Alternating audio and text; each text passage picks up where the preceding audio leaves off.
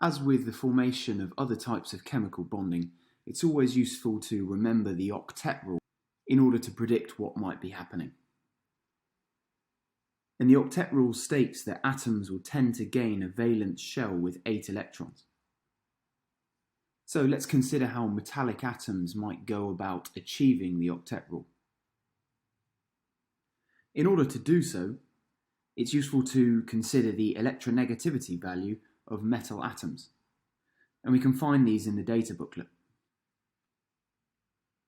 You'll notice here that the metals that are mostly on the left-hand side of the periodic table have the lowest electronegativity values of all the elements, and this means that they're not very good at holding on to their valence electrons.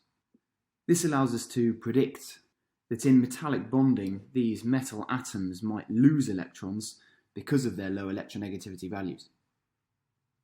Let's consider what this might look like. Let's consider a group of sodium atoms losing their valence electrons. To start with, let's draw a nice regular structure of sodium atoms. And given that sodium is in group 1 and therefore has 1 valence electron, all of these atoms are going to lose 1 electron.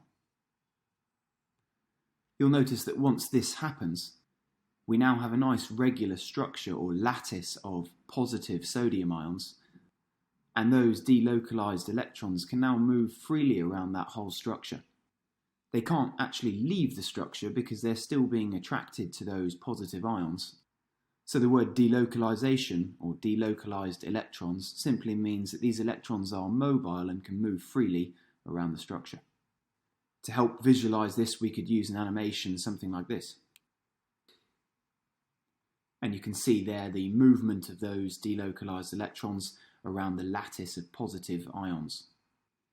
In terms of defining the metallic bonding here, or the stuff that's actually holding this structure together, we need to talk about the electrostatic attraction between the lattice of positive ions, or cations, and the negative delocalized electrons.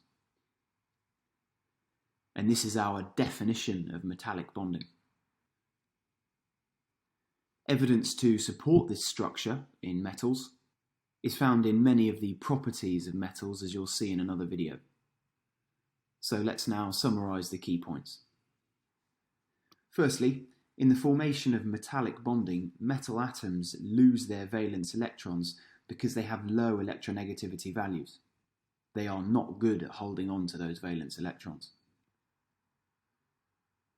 Once this has happened, the actual metallic bonding, or the stuff that's holding this structure together, is the electrostatic attraction between the lattice of positive ions and the delocalized electrons.